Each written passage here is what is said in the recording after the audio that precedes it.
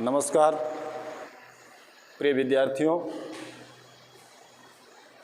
इसके पूर्व की कक्षा में हमारी आपकी मुलाकात उत्तर वैदिक कालीन राजनैतिक स्थिति पे हुई। उत्तर वैदिक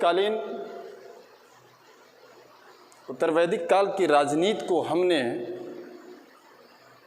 बहुत ही सहज भाव में देखने का प्रयास किया। आशा और विश्वास है कि उसमें जिन भी सेगमेंट पर चर्चाएं हुई वह आपके लिए एग्ज़ाम के दृष्टिकोण से बेहद कारगर सिद्ध होनी चाहिए। आज की कक्षा हम उत्तर वैदिक काल के सामाजिक स्थिति से शुरू कर रहे हैं। जीवन का यह भी एक महत्वपूर्ण पक्ष है और इस महत्वपूर्ण पक्ष के अंतर्गत हमको यह देखना है कि आखिर उत्तर वैदिक काल और पूर्व वैदिक काल के सामाजिक जीवन में क्या बदलाव आया। सामाजिक जीवन का यह बदलाव व्यक्ति के जीवन पर कहाँ कहाँ प्रभावी रहा। तो सामाजिक जीवन के अंतर्गत हम क्या देखते हैं कि उसमें आमूलचूल परिवर्तन हमें दिखाई देता है। ऐसा क्यों हुआ, इस विषय को हम अपने एक विशेष महत्वपूर्ण दृष्टिकोण से यदि देखना चाहें तो हम यह पाते हैं कि उत्तर वैदिक काल का समाज जो था वह समाज संक्रमण का काल था। संक्रमण का काल हम उत्तर वैदिक कालीन समाज को किन आधारों पे कह सकते हैं? तो उत्तर वैदिक कालीन समाज को हम संक्रमण का काल कहें तो उसके लिए हमें कुछ महत्वपूर्ण प्रमाण हमें प्रस्तुत करने होते हैं। तो उत्तर वैदिक कालीन समाज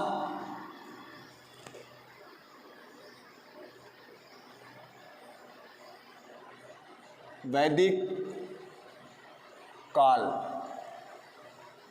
इस युग की सोशल लाइफ क्या थी, सामाजिक जीवन कैसा था,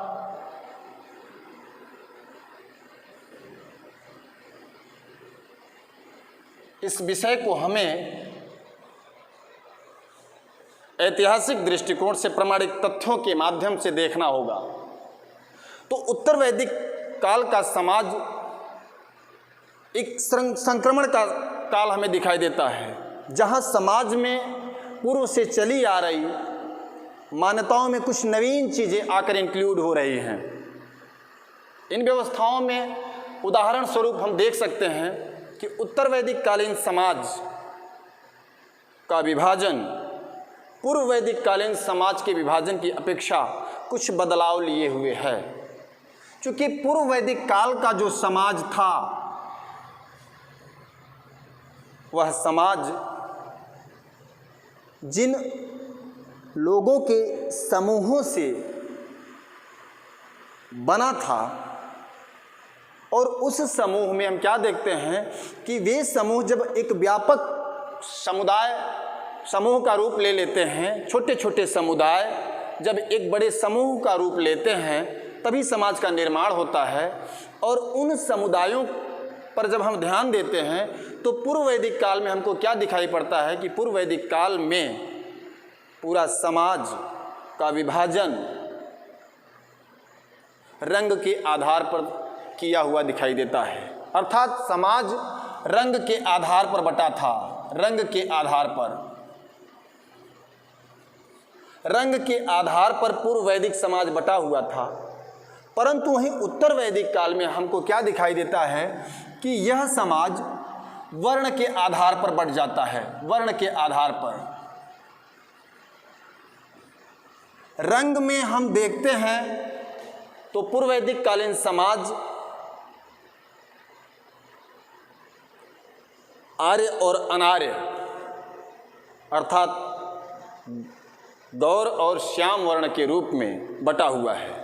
चूँकि वर्ण विभाजन के दो आधार थे, यहाँ पूर्व वैदिक में हम क्या देखते हैं कि पूर्व और उत्तर में हम क्या देखते हैं पूर्व में हम समाज दो आधार पर हमें बटा दिखाई देता है, वहीं उत्तर में हमको समाज चार महत्वपूर्ण वर्णों में बटा दिखाई देता है।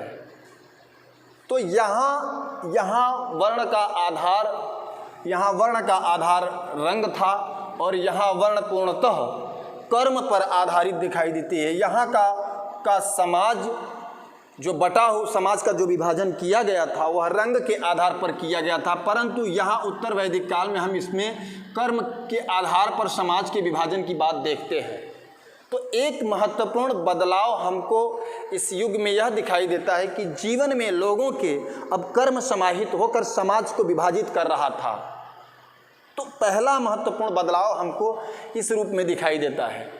एक दूसरा बदलाव हमको, एक दूसरा संक्रमण जो जीवन में गया, समाज में आया, वह संक्रमण था कि समाज में हमने पूर्व में देखा कि समाज रंग के आधार पर बटा था और कार्यों का स्पष्ट विभाजन नहीं था। कार्य का विभाजन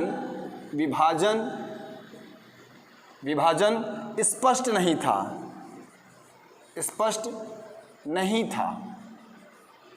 कार्य विभाजन पूर्व वैदिक काल में हम क्या देखते हैं कि पूर्व वैदिक काल में लोगों के कार्यों का विभाजन स्पष्टता नहीं है। वहाँ हमको क्या दिखाई देता है कि विभाजन के लिए एक दृष्टांत हम देख सकते हैं। वह ऋग्वेद के 9वें मंडल में एक बालक ऋषि अंगिरस की चर्चा मिलती है, जो एक बात कहता है और वह बताता है कि मैं एक कवि हूँ, मेरे पिता वैद्य हैं और मेरी माता आटा पीसने वाली है। यहाँ सभी का उद्देश्य धनार्जन ही है, जीविकोपार्जन का साधन ही है, जुटाना है, परंतु वहाँ एक ही परिवार के 3 लोग, 3 सदस्य 3 अलग अलग वर्णों के कार्य करते हुए दिखाई देते हैं। तो यहाँ वर्ण व्यवस्था पूर्णतः वर्णाधारित हो जाती है, समाज वर्ण पर आधारित हो जाता है और कार्यों का स्पष्ट विभाजन हो जाता है। और वहीं इस ओर हम क्या देखते हैं, पूर्व वैदिक में क्या देखते हैं कि वर्ण व्यवस्था प्रारंभ में रंग के आधार पर विभाजित है और कार्यों का स्पष्ट विभाजन नहीं है। एक ही परिवार के अलग अलग सदस्य अपनी योग्यता अनुसार अलग अलग कार्य करते हुए दिखाई देते हैं, जबकि ऋग्वेद के काल में भी हमें वर्ण व्यवस्था का साक्ष्य मिलता है। ऐसा नहीं है, साक्ष्य मिलता है। ऋग्वेद के 10वें मंडल में, ऋग्वेद का जो 10वां मंडल है, 10वें मंडल के पुरुष सूक्त में एक विराट पुरुष की कल्पना की गई है और उस विराट पुरुष के विभिन्न अंगों से विभिन्न वर्णों की उत्पत्ति की बात वर्णित है। परंतु हम यह जानते हैं, हमने अपने अध्ययन में ये चीज़ पाई है कि ऋग्वेद का 2 से लेकर 7वां मंडल तक ही प्राचीन है। उसके बाद पहला और 8वां, 9वां, 10वां मंडल उसमें बाद में जोड़े गए हैं। चूँकि वही ऋग्वेद जो प्रारंभ में हम देखते हैं कि समाज का विभाजन रंग के आधार पर है और वर्ण व्यवस्था का भी साक्ष्य मिल रहा है, वह वर्ण व्यवस्था का उल्लेख जो 10वें मंडल में हो रहा है वह एकदम अंतिम चरण है, पूर्व वैदिक काल का, ऋग्वेद के काल का अंतिम चरण है। तो इस तरह से सामाजिक संक्रमण का काल हम उसको इन्हीं बातों के आधार बनाकर कह सकते हैं। फिर हमारे लिए महत्वपूर्ण बात आती है कि एक विशेष बात जो हमको पूर्व वैदिक काल में नहीं दिखाई देती है, वह हमको उत्तर वैदिक काल में दिखाई देती है। पूर्व वैदिक काल में हमको कहीं भी हमको आश्रम व्यवस्था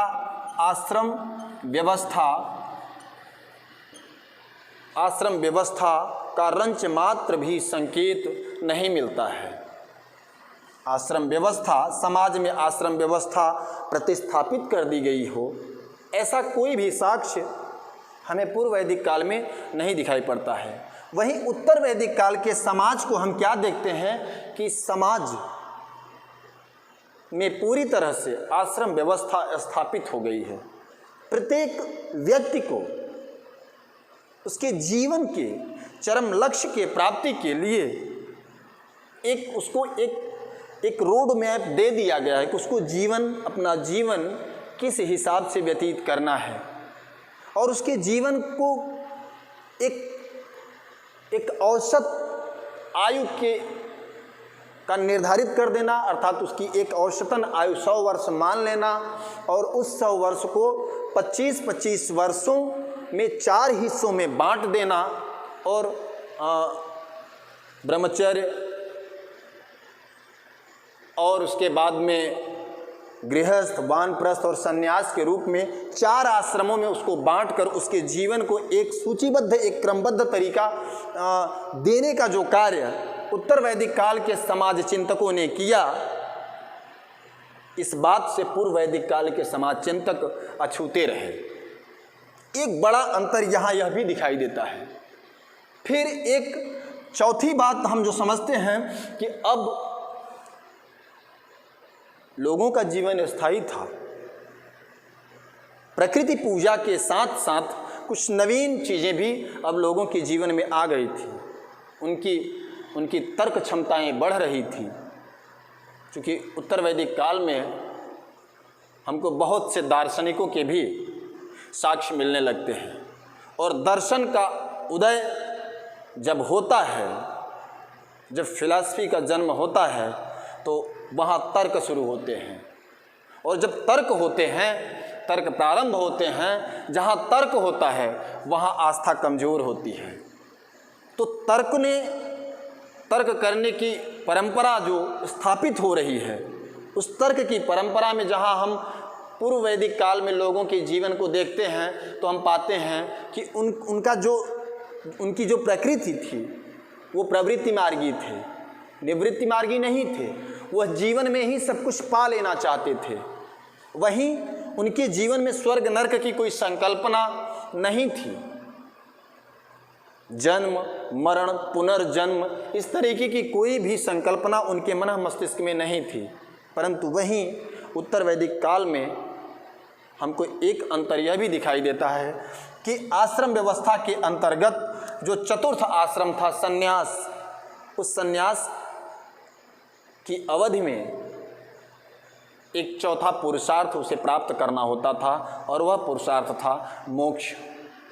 मोक्ष की प्राप्ति के लिए वह अंततः समाज को परित्यक्त कर देता है, समाज का त्याग कर देता है, और वह वनगमन कर जाता है, और वहाँ वह अपने जीवन को एक अंतिम पड़ाव की ओर ले जाने के लिए अग्रसर होता है, और उसके पीछे उसकी संकल्पना मोक्ष की होती है। वह कहीं से भी उसके मन मस्तिष्क में पुनर्जन्म की कामना नहीं होती है। तो इस तरह से एक बड़े बदलाव के साथ हमको उत्तर वैदिक कालीन समाज क्या दिखाई देता है कि कुछ उसमें नवीन चीज़ें आकर समाहित हो चुकी थी, और इस नवीन समाहित होने वाली चीज़ों को ही आधार बनाकर हम कह सकते हैं कि उत्तर वैदिक काल का समाज संक्रमण का काल था। उत्तर वैदिक युग का समय जो था वह समाज के लिए संक्रमण का काल था।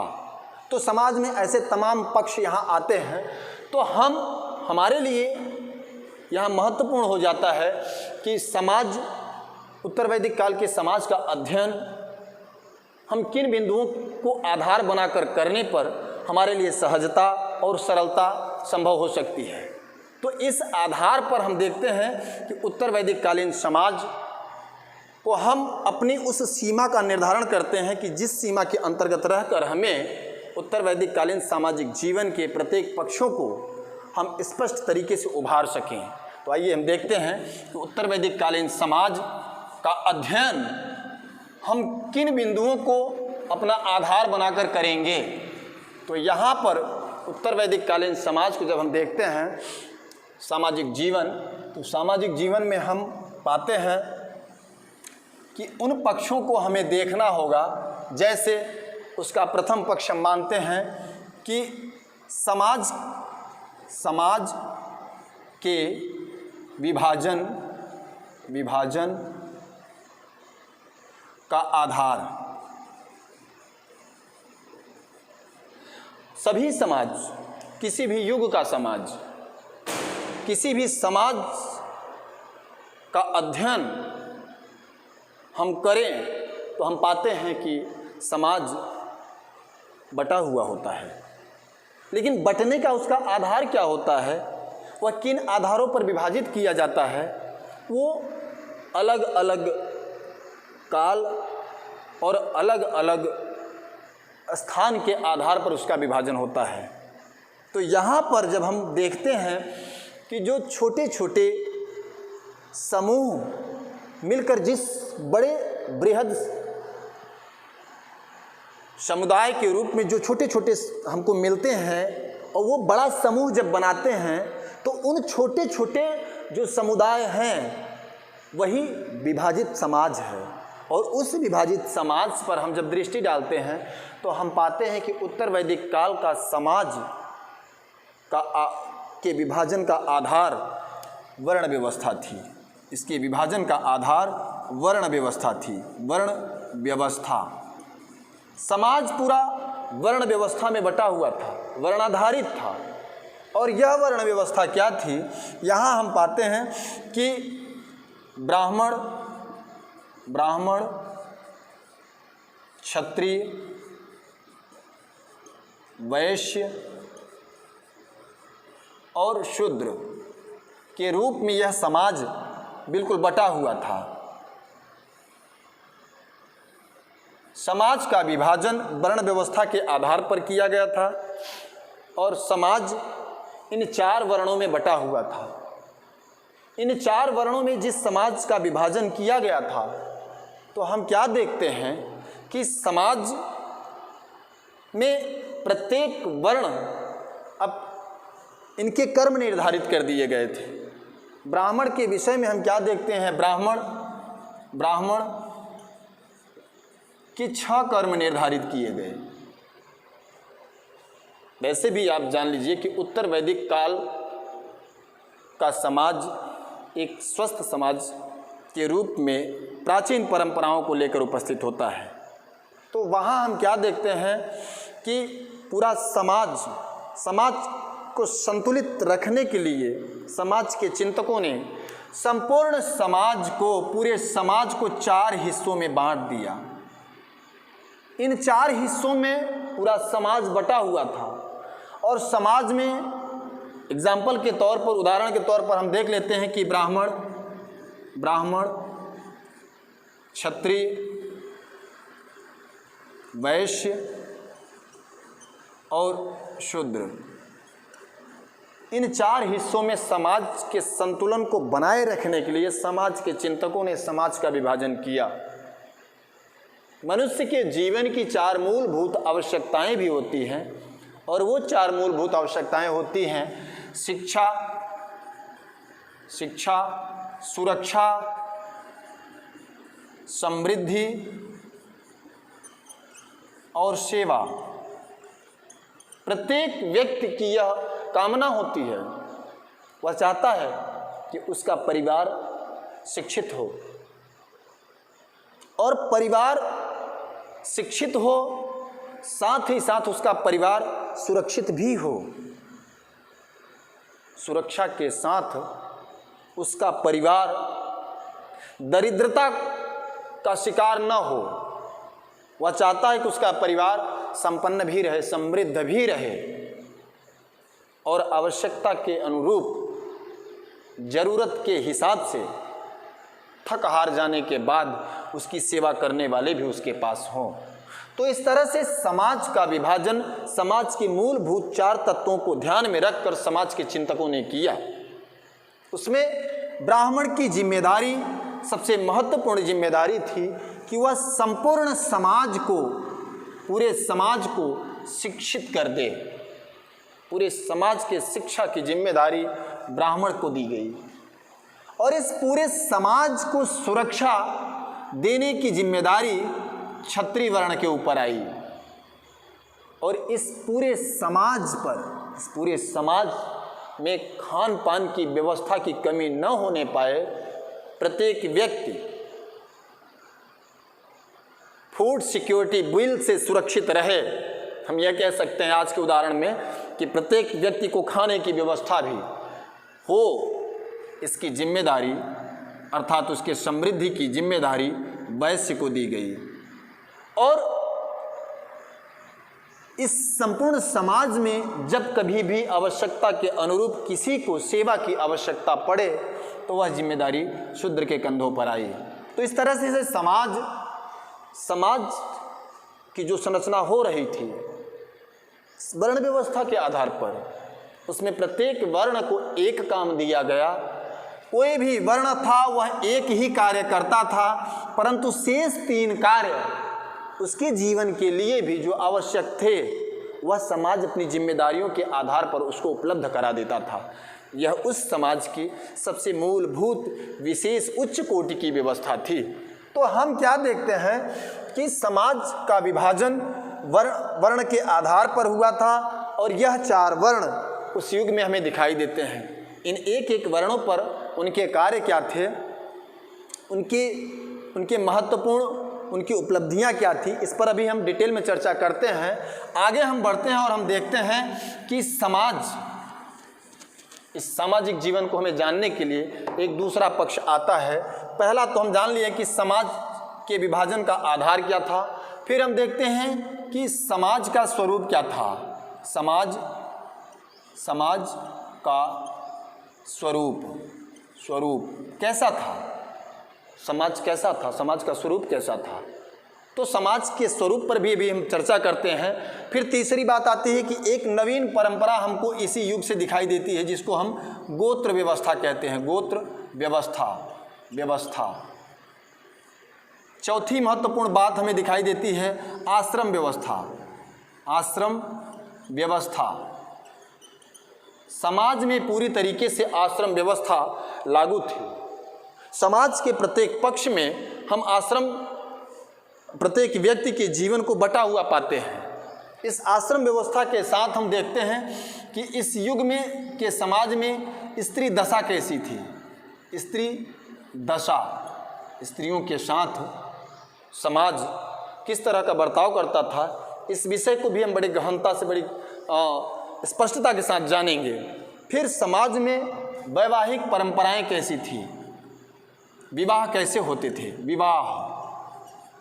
विवाह भी सामाजिक जीवन की एक महत्वपूर्ण कड़ी होते हैं, जिससे समाज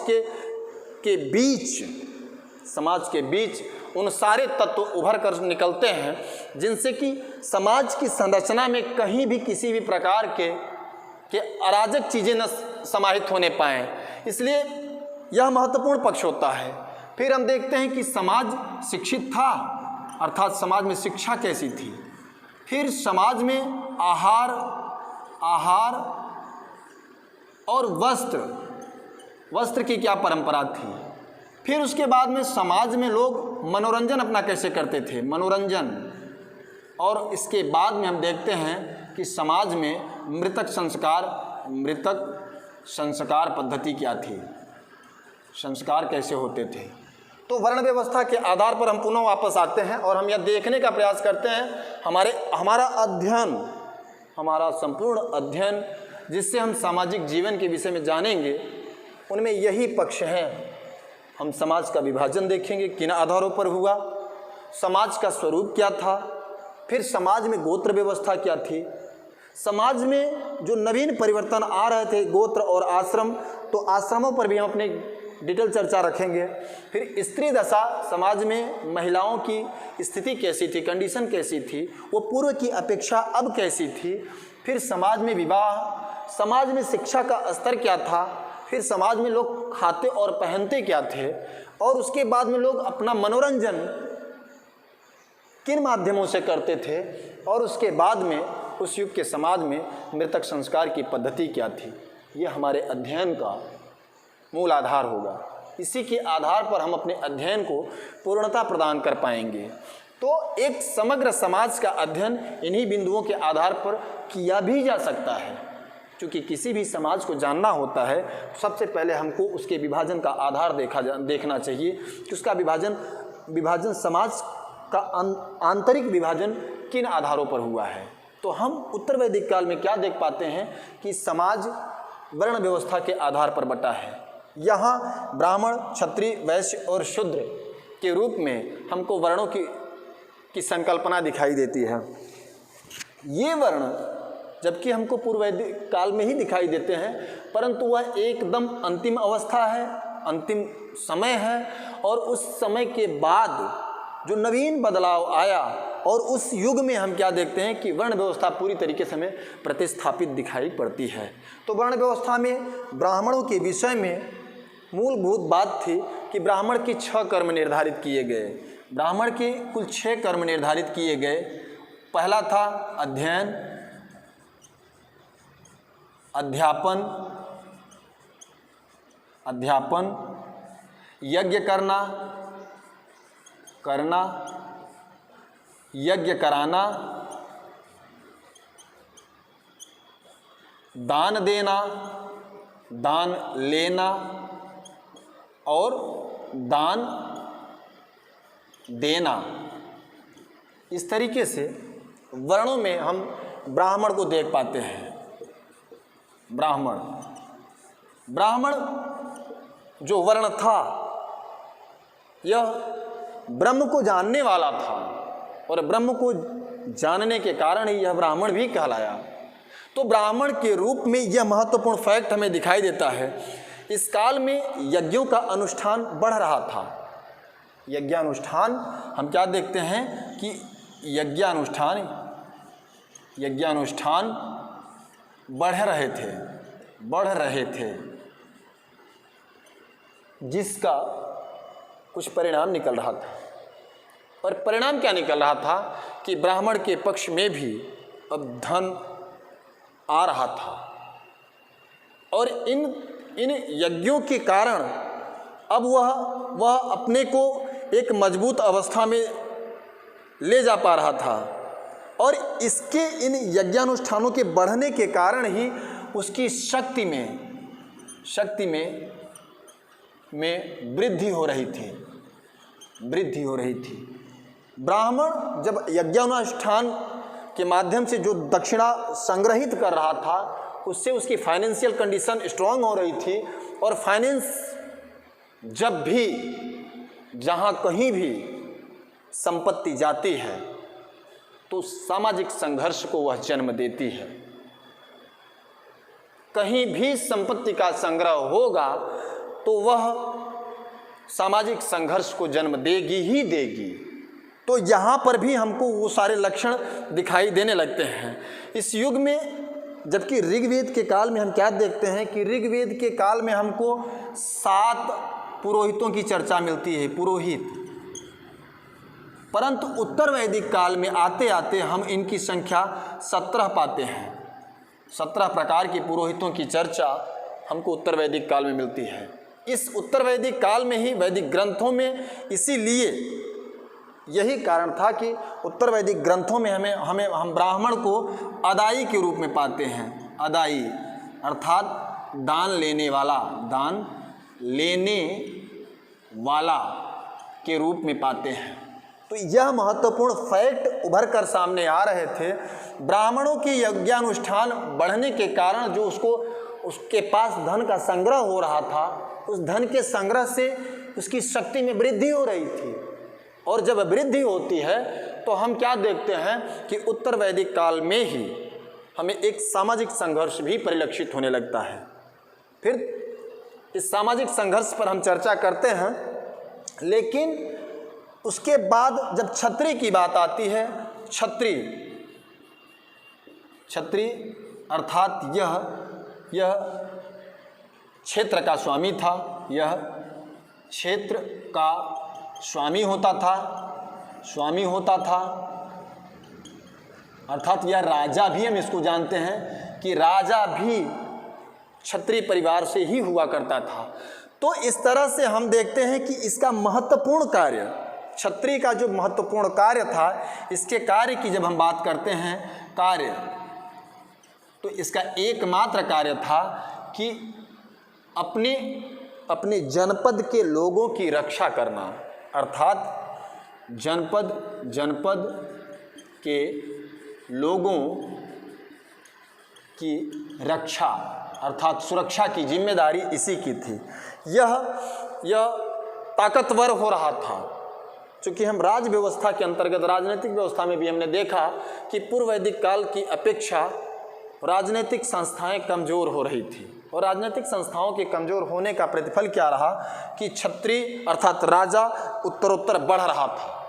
और उत्तर वैदिक काल में जो एक डिस्प्यूट हमको मिलता है, जो एक दोनों के बीच में टकरार की स्थिति आती है, इन दोनों ही वर्णों में ब्राह्मण और क्षत्रिय के बीच में हमको सामाजिक संघर्ष के रूप में भी दिखाई देता है। और यह टकराव क्यों हुआ, यह एक प्रश्न समीक्षणीय हो जाता है। बहरहाल इस विषय पर हम बहुत डिटेल में चर्चा नहीं करेंगे, लेकिन आप इतने से मान लीजिए कि एक प्रमाण भी इसके मिलते हैं। प्रमाण में हमको शतपथ ब्राह्मण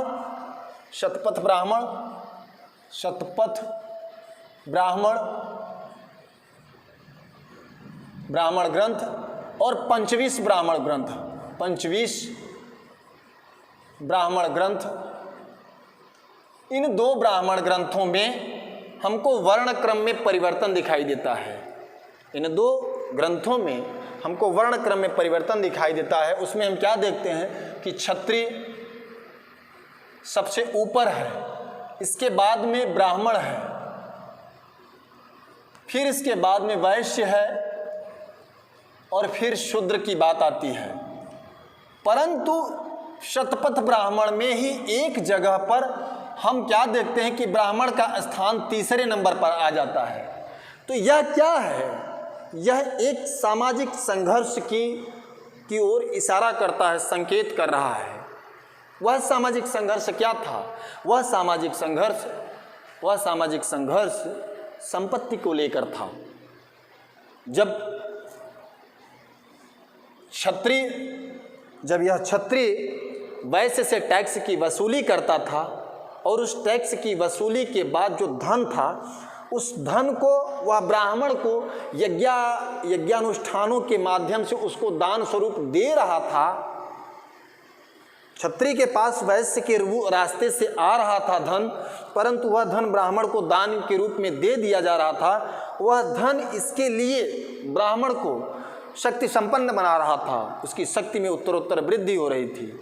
और इस शक्ति संपन्नता के चलते क्षत्रियों के मन में भी एक बात आ रही थी, और वह बात थी उसे यह महसूस हो रहा था कि उसी के दिए हुए धन से इसकी शक्ति बढ़ रही है, और वहाँ पर इसकी जो मूलभूत पूंजी थी, वह पूंजी थी ज्ञान के लिए ही ब्राह्मण पूजनीय था, ब्राह्मण पूजा जा रहा था, और ब्राह्मण सब कुछ संग्रह कर रहा था।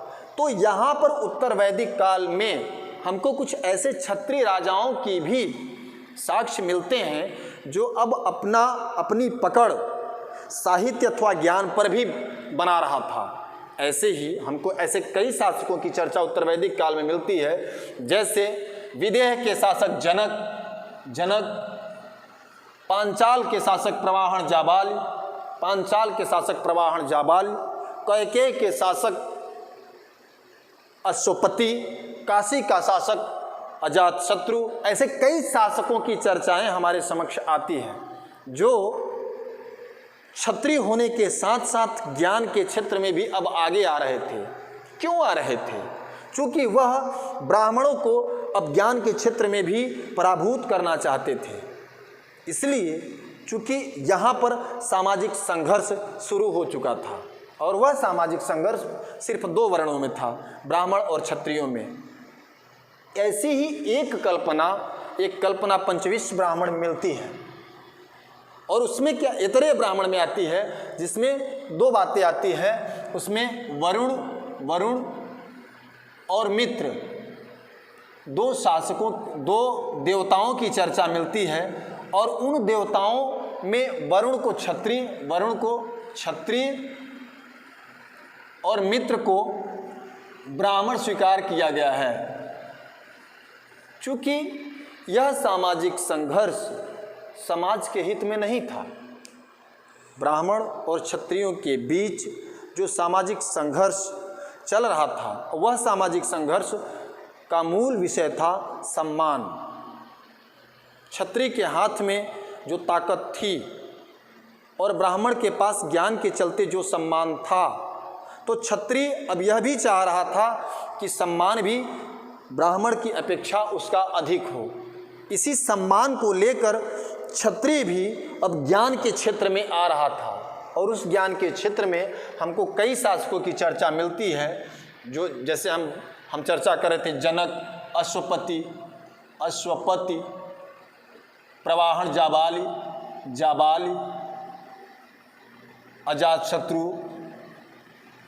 अजातशत्रु, ये शासक उच्च कोटि के दार्शनिक थे। ज्ञान के क्षेत्र में ये अपनी मजबूत पकड़ बैठा चुके थे। इन्हीं सारे दृष्टिकोणों को ध्यान में रखकर जो बृहदारण्यक एक संकेत देता है, बृहदारण्यक ग्रंथ के माध्यम से जो चीज़ स्पष्ट होती है, वहाँ वरुण को क्षत्रिय और ब्राह्मण को, मित्र को ब्राह्मण के रूप में एक प्रतीक के रूप में प्रस्तुत किया गया है। यह इसलिए किया गया है कि आगे चलकर इस ग्रंथ में यह बताया गया है कि यह जो संघर्ष वरुण और मित्र के बीच में हुआ, वह प्रतीक है ब्राह्मण और क्षत्रिय के संघर्ष का। जो संघर्ष हुआ, उस संघर्ष में एक समझौता हुआ, और उस समझौते के अंतर्गत एक को सम्मान और दूसरे को शक्ति प्रदान कर दी गई। उसमें क्षत्रिय को शक्ति और ब्राह्मण को सम्मान दे दिया गया, और तब जाकर यह सामाजिक संघर्ष समाप्त हुआ। तो सामाजिक संघर्ष की जो चीज़ें यहाँ दिखाई देती है, तो वह उसका मूलभूत विषय उत्तरोत्तर दक्षिणा के रूप में यज्ञानुष्ठानों के कारण ब्राह्मण की शक्ति का बढ़ना था, और ब्राह्मण की शक्ति संपन्नता के चलते ही क्षत्रिय वर्ग भी, राजा वर्ग भी ज्ञान के क्षेत्र में आ गया, और ब्राह्मण की मूल विषय पर वह भी अपनी पकड़ मजबूत बनाने लगा। तो इस तरह से हम देखते हैं कि ब्राह्मण की ये 6 कर्म और क्षत्रिय की यह महत्वपूर्ण कर्म था। फिर तीसरी बात आती है वैश्य वर्ण की। वैश्य के विषय में 2 महत्वपूर्ण शब्द आते हैं, अनश्य बलीकृत और अनश्याद्य। वैश्य का जो कार्य था, कार्य इसका था, कार्य था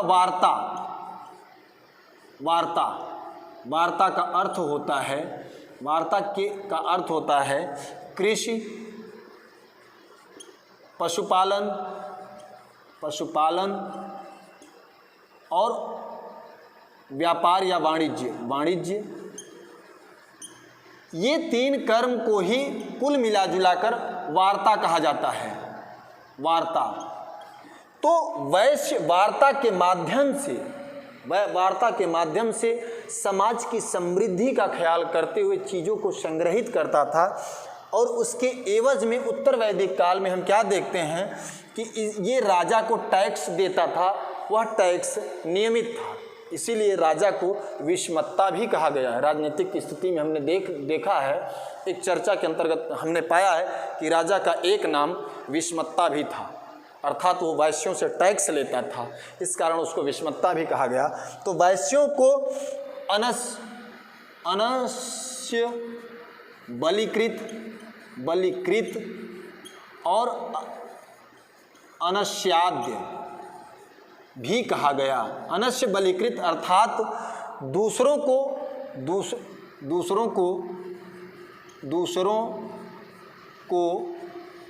कर देने वाला, और अनश्याद का अर्थ होता है दूसरों के द्वारा उपभोग किया जाने वाला, दूसरों के द्वारा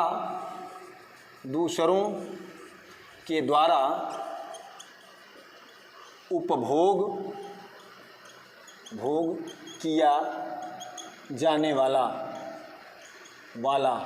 अर्थात वैश्य संग्रह करता था, और उसके बाद में टैक्स के माध्यम से वह राज्य के कोष को भी भरता था। तो यह वैश्य की मूलभूत बात हो गई। फिर शूद्र पर हम आते हैं, तो हम शूद्र को क्या पाते हैं कि शूद्र का मूल कार्य था द्विज वर्ण की सेवा इसका मूल कार्य था। द्विज किसको कहा जाता था? तो द्विज में ब्राह्मण, क्षत्रिय और वैश्य अर्थात जिनका उपनयन किया जाता था उन्हें ही द्विज कहा जाता था, अर्थात दोबारा जन्म लेने वाला ही द्विज था।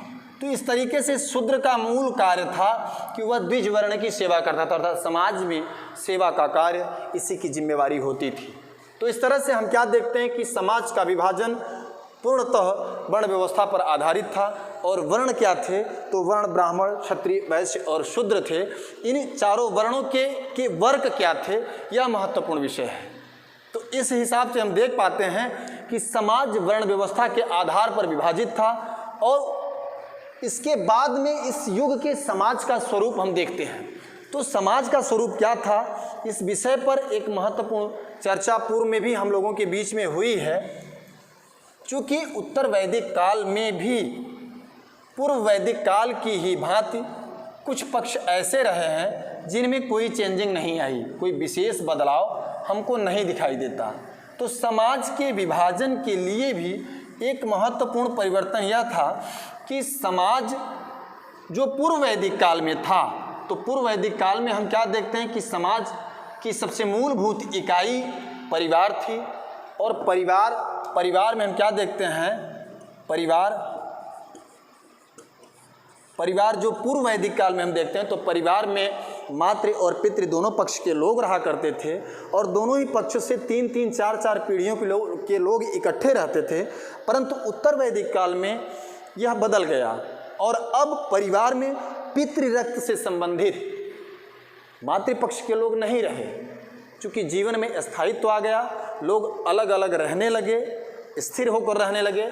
और उत्तर वैदिक काल में हम क्या देखते हैं कि सिर्फ पितृपक्ष से संबंधित, पितृपक्ष के रक्त से संबंधित लोगों को मिलाकर ही परिवार का निर्माण होता था। और इस परिवार में पिता का महत्वपूर्ण स्थान था। पिता परिवार का मुखिया था। इसे गृहपति ही कहा जाता था, जैसा पूर्व वैदिक काल में कहा जाता था। पिता के निर्णयों का अक्षरशः पालन होता था। परिवार के प्रत्येक सदस्य के साथ पिता का संबंध मधुर रहा करता था। ऐसा नहीं था कि उसमें कोई इंटेंशन, कोई बात रही हो, ऐसा नहीं था। तो पिता के द्वारा लिए गए प्रत्येक निर्णयों पर परिवार को चलना होता था। तो परिवार के सभी सदस्य उस परिवार के मुखिया के नैतिक तौर पर अधीन थे। अर्थात इस आधार पर क्या देखा जाता है कि समाज का स्वरूप जो था वह पितृसत्तात्मक था। पितृसत्तात्मक समाज का स्वरूप उस युग में भी था। फिर उसके बाद जब हम आगे बढ़ते हैं और हम देखते हैं कि एक नवीन चीज़ उत्तर वैदिक काल में आ जाती है, और वह नवीन परंपरा क्या है? गोत्र व्यवस्था। गोत्र व्यवस्था की प्रारंभिक झलक, उसका इनिशियल पीरियड हमको यहीं से दिखाई देता है। इसके पहले पूर्व वैदिक काल में हमको गोत्र व्यवस्था से जुड़ी कोई चर्चा नहीं मिलती है। गोत्र व्यवस्था का, गोत्र का अर्थ होता था गोष्ठ। गोत्र का अर्थ क्या था? अर्थ था गोष्ठ। गोष्ठ से ही यह शब्द निकलता है। अर्थात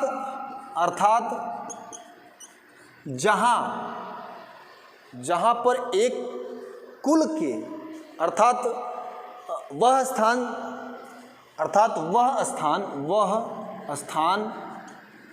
जहाँ पर संपूर्ण कुल का गोधन पाला जाता है। प्रारंभ में यह वह स्थान था जहाँ एक पूरे कुल का, चूँकि कुल का निर्माण परिवारों को मिलाकर होता था, तो एक पूरे कुल का जहाँ पर गोधन पाला जाता था वही स्थान गोष्ठ कहलाता था। परंतु आगे चलकर इसका अर्थ बदल गया, अर्थ में बदलाव आया, अर्थ में बदलाव आ गया। और अब क्या हो गया कि एक ही कुल के मूल पुरुष से, एक ही किसी एक कुल के मूल पुरुष से उत्पन्न लोग, अर्थात एक मूल पुरुष से उत्पन्न, एक कुल के किसी मूल पुरुष से उत्पन्न लोगों का जो जमाव हुआ वह गोत्र कहलाया, एक गोत्र हो गया वह। तो वह गोत्र परंपरा यहाँ से शुरू होती है। और उत्तर वैदिक काल में हम क्या देखते हैं,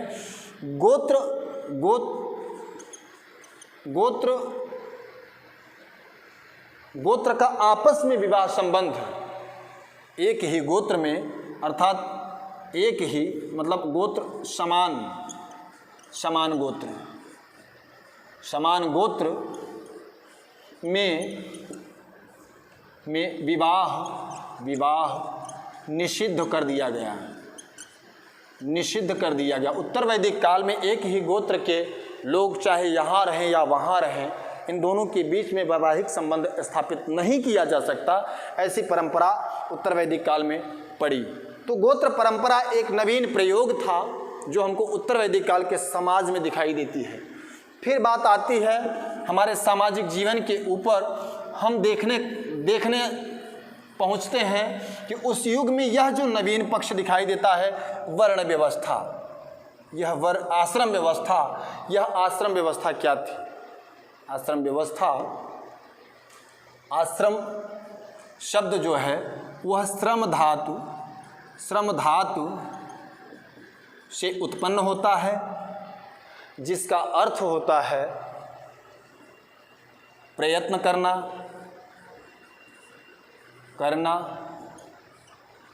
श्रम करना या परिश्रम करना या मेहनत करना। इस तरह से हम उसको कह सकते हैं कि यह श्रम धातु से उत्पन्न शब्द है आश्रम, जिसका अर्थ होता है परिश्रम करना या प्रयत्न करना या प्रयास करना, अर्थात यही आश्रम व्यवस्था है। यहाँ पर प्रयत्न, प्रयास या परिश्रम किस विषय का है? तो विषय है जीवन मरण के चक्र से मुक्ति का। क्योंकि इस युग में दर्शन का अभ्युदय हो गया था, लोगों को अपने जीवन के मूल लक्ष्य का पता था और उनके उस लक्ष्य को प्राप्त करने के लिए वह प्रयत्न कर रहे थे, परिश्रम कर रहे थे, प्रयास कर रहे थे। और वह प्रयास किस माध्यम से था? तो उस प्रयास को तक पहुंचने का जो माध्यम था वह माध्यम था आश्रम व्यवस्था। इस आश्रम व्यवस्था में हम क्या देखते हैं कि पूरा समाज, प्रत्येक व्यक्ति जो था उसके जीवन का विभाजन 4 हिस्सों में कर दिया गया था। इसमें पहला था ब्रह्मचर्य आश्रम,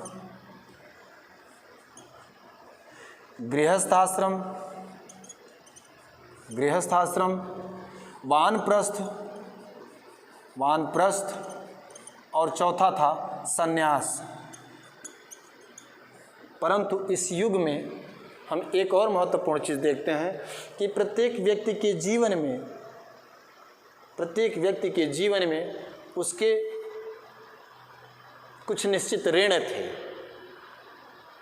और उस ऋण के बाद प्रत्येक व्यक्ति के जन्म के पहले से ही शुरू होकर मृत्यु के उपरांत तक कुछ संस्कार किए जाते थे। तो यहाँ पर हम क्या देखते हैं कि गृहस्थ आश्रम में व्यक्ति को जब जीवन वह जीता था तो उसमें भी कुछ अनिवार्यताएं थी, जिसमें उसे त्रिऋण से मुक्त होना होता था, उसे 5 महायज्ञ करने होते थे और उसके बाद में उसके पास 16 संस्कारों की भी व्यवस्था थी। उसे 16 संस्कारों से भी निजात लेनी थी। संस्कार यह महत्वपूर्ण था। फिर इसके बाद में हम क्या देखते हैं कि एक नवीन पक्ष और था, और वह पक्ष क्या था? इन संस्कारों के साथ ही उसके जीवन में एक महत्वपूर्ण पहलू जो था उसमें हम पाते हैं कि उसका जीवन त्रिऋणों से, पंचमहायज्ञों से, संस्कारों से और पुरुषार्थों से भी जुड़ा हुआ था। ये पुरुषार्थ क्या थे, पुरुषार्थों के विषय में भी हमको जान लेना है। तो पुरुषार्थ क्या थे? गृहस्थ जीवन में पुरुषार्थ क्या थे? तो 4 पुरुषार्थों की चर्चा हमको उत्तर वैदिक साहित्य में मिलती है। वो 4 पुरुषार्थ क्या हैं? पुरुषार्थों में जो 4 हैं उनमें है धर्म, अर्थ, काम और मोक्ष। ये 4 पुरुषार्थ निर्धारित किए गए हैं। तो गृहस्थ आश्रम में रहते हुए प्रत्येक व्यक्ति 2 पुरुषार्थों को प्राप्त करता था। वो 2 पुरुषार्थ क्या थे? वह था अर्थ और काम की प्राप्ति वह गृहस्थ में रहकर प्राप्त करता था। धर्म नामक पुरुषार्थ की प्राप्ति वह एक पुरुषार्थ अर्थात धर्म वह वानप्रस्थी जीवन में प्राप्त करता था। और उसके बाद में संन्यास आश्रम में ही उसकी जीवन लीला समाप्त होती थी। और जीवन लीला समाप्त होने के बाद जो पुरुषार्थ की संकल्पना की गई है वह संकल्पना मोक्ष के रूप में है, वह उसे वानप्रस्थ आश्रम में प्राप्त होती थी। तो इस तरह से हम क्या देखते हैं कि संन्यास आश्रम में यह चीज़ें दिखाई देती हैं। तो इन 4 प्रत्येक व्यक्ति के, प्रत्येक गृहस्थ के ऊपर 3 ऋण थे। पंचमहायज्ञ उसको करने होते थे। वह प्रारंभ से ही, जन्म के पूर्व से ही उसके संस्कारों का सिलसिला शुरू हो जाता था, जो सिलसिला उसकी मृत्यु के उपरांत तक चलता था। अर्थात गर्भाधान संस्कार से शुरू होकर वह अंत्येष्टि संस्कार के बीच तक 16 संस्कारों की से होकर गुजरता था। संस्कार उसके जीवन में उसको शुद्ध करने के लिए किए जाते थे। तो यह संस्कार और संस्कारों के बाद में प्रत्येक व्यक्ति को इनकी प्राप्ति करनी होती थी। किसकी प्राप्ति करनी होती थी? पुरुषार्थों की। और वह पुरुषार्थ क्या थे? धर्म, अर्थ, काम और मोक्ष। तो यह आश्रम व्यवस्था है। आश्रम व्यवस्था के विषय में हमारे आपके बीच में इस कक्षा के अंतर्गत वार्ता बहुत ही संक्षिप्त हो पाएगी, क्योंकि इस पर हम डिटेल में चर्चा एक अगली कक्षा में करेंगे, जो स्पेशल होगी, अतिरिक्त कक्षा के रूप में हम करेंगे आश्रम व्यवस्था। प्राचीन भारत की जो आश्रम व्यवस्था रही, जिसमें हम ब्रह्मचर्य, गृहस्थ, वानप्रस्थ, संन्यास पर एक सार्थक चर्चा करेंगे। चूँकि इस पूरे विषय से प्रायः प्रश्न उठते हैं। इसके प्रत्येक फैक्ट को, तथ्य को हमको जानना होगा, और यह तभी संभव है जब हमारे पास इसके लिए स्पेशल एक समय हो। तो इस पर हम एक चर्चा उत्तर वैदिक काल के अंतिम, अर्थात जब हम उसके आर्थिक और धार्मिक जीवन की कक्षा पूरी कर लेंगे, तो उसके बाद में हम आश्रम व्यवस्था पर एक स्पेशल क्लास लेकर हमारे आपके बीच में इस पूरे प्रकरण पर चर्चा हो जाएगी, जिसमें हम त्रिऋण, पंचमहायज्ञ और 16 संस्कार और 4 पुरुषार्थों के विषय में चर्चा हो जाएगी।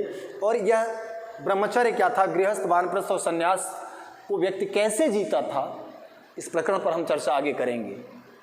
ठीक, फिर इसके बाद में हम आगे बढ़ते हैं और हमारा उद्देश्य अपनी कक्षा को बढ़ाते हुए पहुंचता है स्त्री दशा पर। स्त्रियों की स्थिति क्या थी, यह हमें जानना होगा। तो स्त्रियों की स्थिति क्या थी? उत्तर वैदिक काल में हम क्या देख पाते हैं कि स्त्रियों की स्थिति में क्या बदलाव हमें दिखाई देता है? तो स्त्रियों की स्थिति के विषय में जो हम देख पाते हैं, तो वहाँ हमको दिखाई देता है कि पूर्व वैदिक काल की अपेक्षा अर्थात पूर्व वैदिक युग की अपेक्षा हमको उत्तर वैदिक काल में हमको स्त्रियों की स्थिति में गिरावट दिखाई देती है।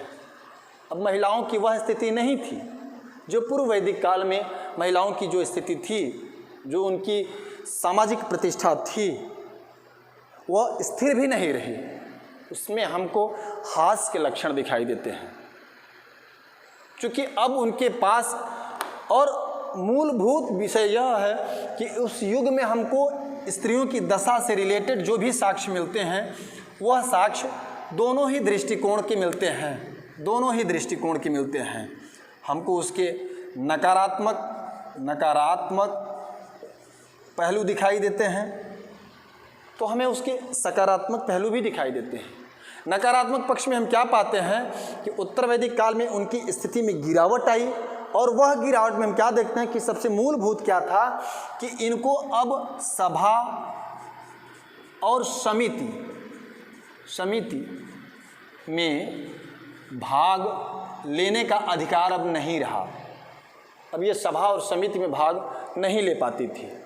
यह सबसे महत्वपूर्ण परिवर्तन था। जो उनकी राजनैतिक प्रतिष्ठा थी, जो पूर्व वैदिक काल में उनकी राजनैतिक प्रतिष्ठा थी, अब वह नहीं रही, वह प्रतिष्ठा उनकी जाती रही। फिर हम क्या देखते हैं कि मैत्रायणी संहिता, एक ग्रंथ मिलता है हमें, मैत्रायणी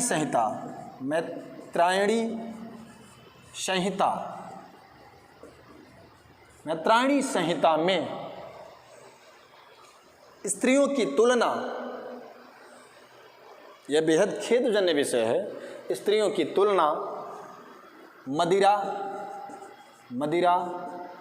पाशा और विष से की गई। इनकी तुलना मदिरा, पाशा और विष से की गई।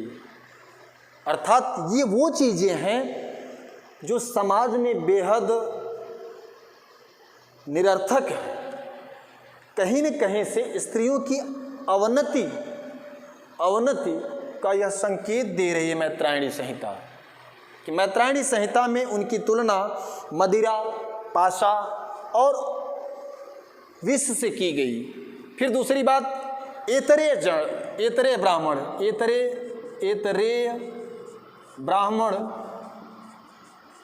ब्राह्मण कन्या के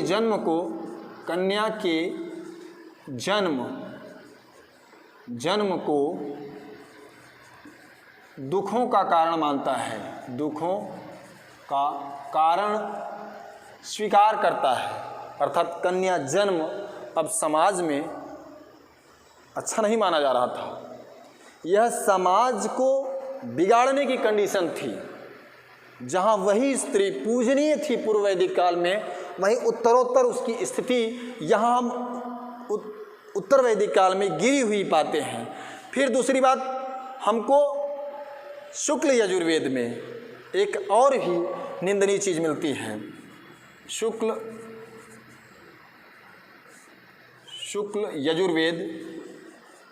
यजुर्वेद में वेश्यावृत्ति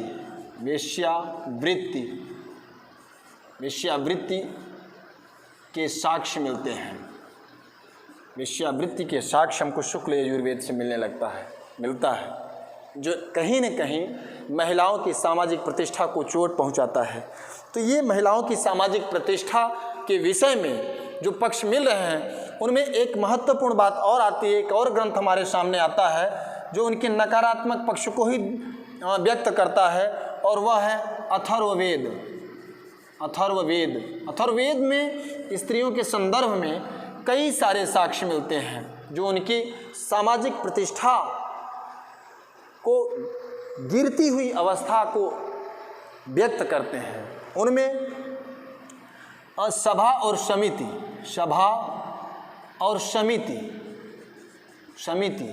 को प्रजापति की दो पुत्रियां बताई गई है।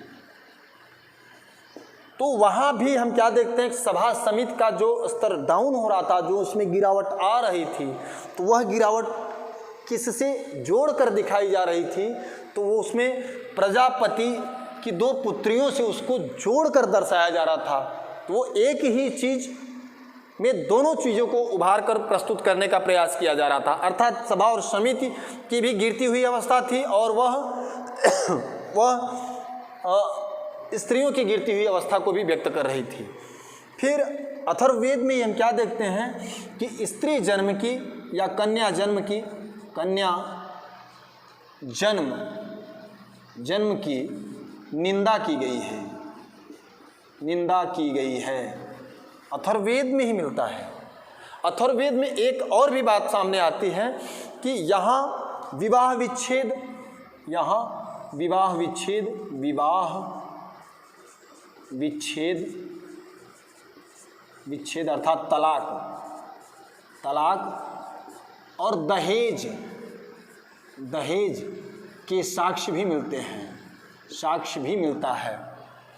अथर्ववेद में ये चीज़ें, ये जो परंपराएं, जो कुत्सित प्रथाएं थी, जिनमें तलाक और दहेज जैसी प्रथा भी हमको अथर्ववेद में दिखाई देती है, जो इंडिकेट करती है कि उत्तर वैदिक काल के समाज में ये कुरीतियाँ अब समाहित हो रही थी।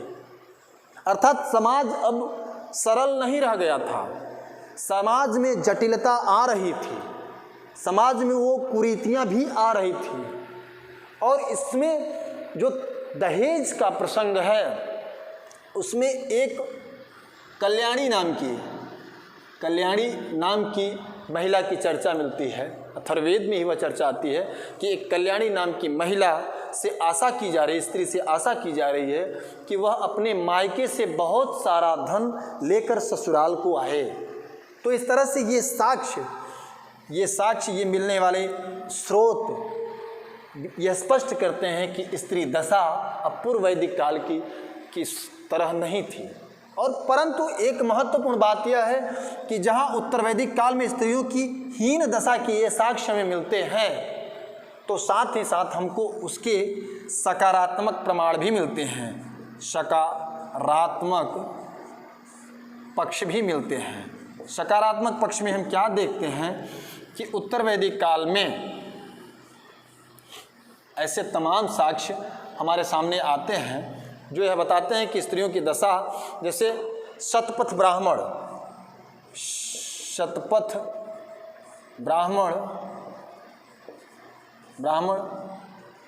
स्त्री को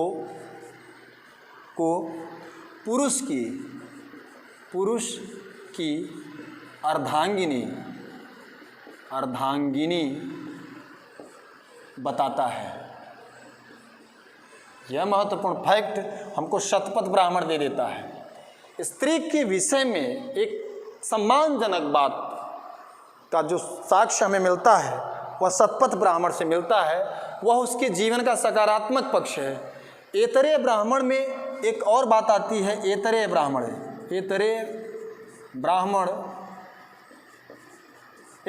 जो चर्चा करता है, वह कहता है कि ऐतरेय ब्राह्मण से जो साक्ष्य मिलता है उससे पता चलता है कि पुरुष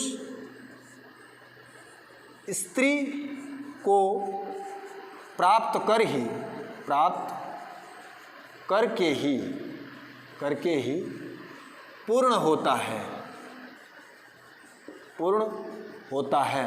अर्थात उसका जीवन पूरा तभी माना जाता है जब वह विवाह करके एक स्त्री का पति के रूप में वह नियुक्त हो जाता है, मान लिया जाता है। चूँकि उत्तर वैदिक काल में ही ऐसे पुरुषों की निंदा की गई है, ऐसे पुरुषों को धर्म के कृत्यों से विमुख रखा गया है, तिरस्कृत किया गया है, जो अविवाहित रहे हैं अथवा जिनकी पत्नियां नहीं रही हैं, ऐसे पुरुषों की भी वहाँ आलोचना ही दिखाई देती है। फिर तीसरी बात आती है, हम एक और चीज़ क्या देखते हैं कि इस युग में विधवा विवाह का प्रचलन था और पर्दा प्रथा का पूर्णतः अभाव भी था। यह एक अच्छी परंपरा थी जहाँ दो नवीन कुरीतियाँ इसमें समा रही थी, अर्थात दो नवीन कुरीतियाँ तलाक और दहेज आ रही थी। वहीं आज भी इस युग में भी उत्तर वैदिक काल में भी हमको विधवा विवाह और पर्दा प्रथा का पूर्णतः परित्याग समाज में दिखाई देता है, जो महिला की स्थिति के लिए एक अच्छी स्थिति थी। और दूसरी बात, एक ग्रंथ हमको मिलता है बृहदारण्यक।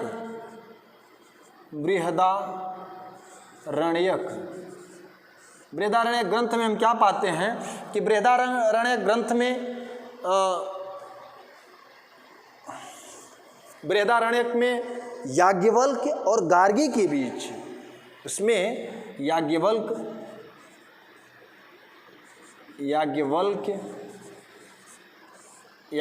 और गार्गी के बीच, गार्गी के मध्य उच्च कोटि के दार्शनिक वार्तालाप की चर्चा मिलती है। मध्य उच्चतम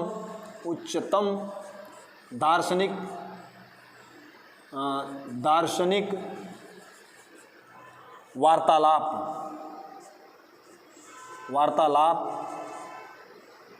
का वर्णन मिलता है। जिस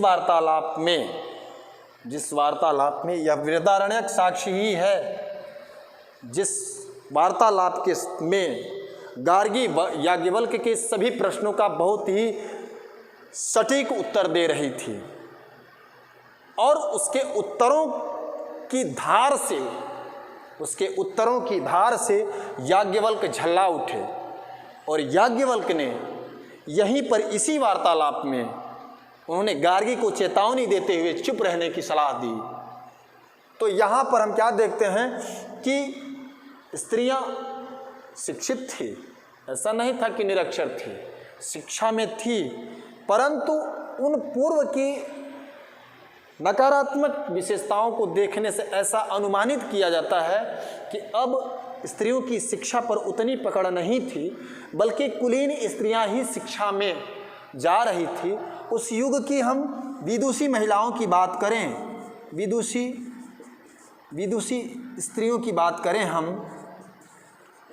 तो हमको कुछ स्त्रियों की चर्चा मिलती है, जैसे गार्गी, मैत्रेयी, कात्यायनी, इस तरीके से ये विदुषी स्त्रियों की चर्चा हमको यहाँ मिल जाती है। फिर उसके बाद में हम आगे बढ़ते हैं, हम विवाह पर आते हैं। तो विवाह के परिप्रेक्ष्य में हम क्या देखते हैं कि इस युग में भी विवाह जो थे वो जो विवाह प्रचलन में थे उनमें पूर्व की ही भांति विवाह थे। जो ऋग्वेद के काल में हम विवाहों को देख पाते हैं, कुछ वैसे ही विवाहों की परंपराएं हमको यहाँ भी मिलती हैं, और जो समाज में चलन में और चलन के बाहर के विवाह थे वही चीज़ें यहाँ भी हमको दिखाई दे रही हैं। विवाह में हम क्या देखते हैं कि ऋग्वेद के काल में शतपथ ब्राह्मण में मतलब विवाह जो थे, विवाह सजातीय और अंतरजातीय दोनों प्रकार के विवाह चलन में थे। अंतर्जातीय विवाह में हम क्या देखते हैं कि महर्षि जो उदाहरण मिलता है हमको, महर्षि च्यमन और राजा की कन्या के बीच में जो महर्षि च्यमन के साथ में राजा शरीवत की पुत्री सुकन्या थी। राजा शरीवत की पुत्री सुकन्या के बीच में विवाह संबंध का स्थापित होना या अंतर्जातीय विवाह को व्यक्त कर देता है। विवाह के संबंध में हम यह भी देखते हैं कि समाज में विधवा विवाह का भी प्रचलन था। विधवा विवाह का प्रचलन था। अथर्ववेद 10 बार तक विधवा के पुनर्विवाह की बात करता है। विवाह में हम क्या देखते हैं कि पुरुष बहुपत्नी विवाह कर सकता था, परंतु स्त्री के लिए इस विषय पर नकारात्मक विचारधारा थी, वह नहीं कर सकती थी। एक पत्नी के बहुत पुरुष नहीं हो सकते हैं, परंतु एक पुरुष की बहुत सी पत्नियां हो सकती थी, ऐसा प्रचलन उत्तर वैदिक काल के समाज में विवाह को लेकर था। फिर शिक्षा की बात आती है, तो हम शिक्षा के दृष्टिकोण में हम क्या पाते हैं कि समाज में जो शिक्षा का स्तर था उसमें स्त्री और पुरुष दोनों शिक्षित थे। स्त्रियों में हम क्या देखते हैं कि ऋग्वेद के समान ही इसमें भी ब्रह्मवादिनी और शब्दोवधू अर्थात आजीवन शिक्षा प्राप्त करती थी अर्थात अविवाहित रहते हुए, और वहीं यह विवाह के पूर्व तक शिक्षा प्राप्त करती थी। पुरुषों में भी हमको दो पक्ष मिलते हैं, उसमें उपकुर्वाण और नैष्ठिक अर्थात शिक्षा के उपरांत विवाह करके विवाह के बाद गृहस्थ बन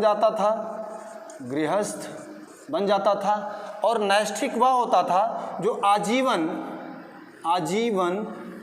अविवाहित रहते हुए शिक्षा प्राप्त करता था। तो ये शिक्षा का सिस्टम था जो शिक्षा समाज में थी। तो शिक्षा समाज में हम क्या देखते हैं कि स्त्री और पुरुष दोनों ही शिक्षित थे। स्त्रियों में भी जो आजीवन अविवाहित रहते हुए शिक्षा प्राप्त करती थी वह ब्रह्मवादिनी, और जो विवाह के पहले तक शिक्षा प्राप्त करने के बाद विवाह करने के बाद वह गृहस्थ हो जाती थी वह शब्दोवधू कही गई। वहीं पुरुषों में हम क्या देखते हैं कि उपकुर्वाण उसे कहा गया जो शिक्षा के उपरांत विवाह के बाद गृहस्थ हो जाता था, और नैष्ठिक वह था जो आजीवन अविवाहित रहते हुए शिक्षा संग्रहित करता था। तो शिक्षा के बाद में हम क्या देखते हैं कि समाज दिनों दिन उत्तरोत्तर एक नवीन चीज़ों को संग्रहित कर रहा था। आहार में हम क्या पाते हैं कि आहार में हम देखते हैं कि इस युग में शाकाहार और मांसाहार दोनों का प्रचलन था, परंतु मांसाहार निंदनीय स्वीकार किया जा रहा था। अथर्ववेद मांसाहार की निंदा करता है। वस्त्र के रूप में हम क्या देखते हैं इसमें, इस युग में वस्त्र में हम क्या पाते हैं कि अधिवास और नीवी वस्त्र धारण किए जाते थे। वास ऊपर का, कमर के ऊपर का वस्त्र था, अधिवास नीचे का, और ऊपर नीवी नीचे का, और अधिवास जो था वह ऊपर से ओढ़ने वाला वस्त्र था। तो यह आहार और वस्त्र की बातें हैं।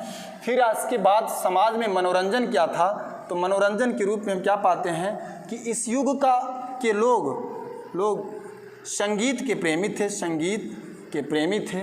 संगीत इनका मुख्य मनोरंजन था। संगीत के साथ ही हम घुड़दौड़, रथ दौड़ आदि के माध्यम से भी ये अपना मनोरंजन किया करते थे।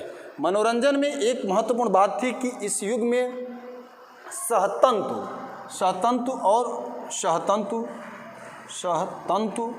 अर्थात सहतंतु की बात आती है। सहतंतु उसे कहा जाता था सौतंतु के वाद्य यंत्र।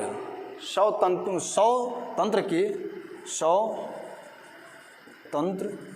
का वाद्य सहतंतु कहलाता था। और इसके साथ ही वीणा भी इनके संगीत का महत्वपूर्ण पक्ष था। तो इस प्रकार हम देखते हैं कि इन चीज़ों के साथ मनोरंजन के रूप में, इन घुड़दौड़ रथ दौड़ के बाद में इस युग में द्यूत क्रीड़ा के द्वारा भी लोग अपना मनोरंजन करते थे। इस द्यूत क्रीड़ा की उत्तर वैदिक युग साहित्य में निंदा की गई है। उत्तर वैदिक साहित्य में इस द्यूत क्रीड़ा की निंदा की गई है। और इसके बाद में हम क्या देखते हैं कि इनके मनोरंजन में नट की भी चर्चा आती है। और इसी नट से ही आगे चलकर नाटक विधा का प्रचलन हुआ और इस नट परंपरा का साक्ष्य में मैत्रायणी संहिता से मिलता है। मैत्रायणी संहिता में नट जो आगे चलकर नाटक विधा की जन्मदात्री मानी जाती है। साथ ही साथ हमको वाजसनेयी संहिता में हमको अभिनेता की भी चर्चा मिलती है। वाजसनेयी संहिता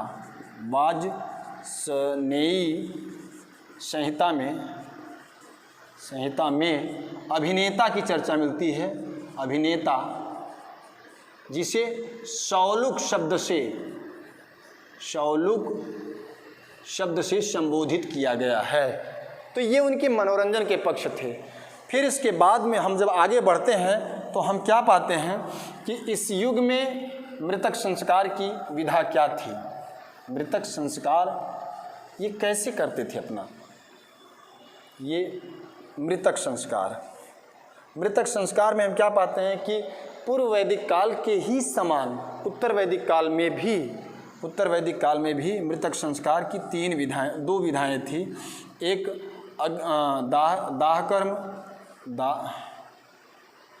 दाह कर्म और दफन क्रिया अर्थात शवाधान की प्रक्रिया थी। अर्थात मृतक संस्कार में उनके मृतक के शरीर को अग्नि को समर्पित कर दिया जाता था और इस दाह कर्म के माध्यम से भी उनका अंतिम संस्कार किया जाता था। कुछ स्थलों पर उत्तर वैदिक काल में हम क्या देखते हैं कि दफन क्रिया भी की जाती थी।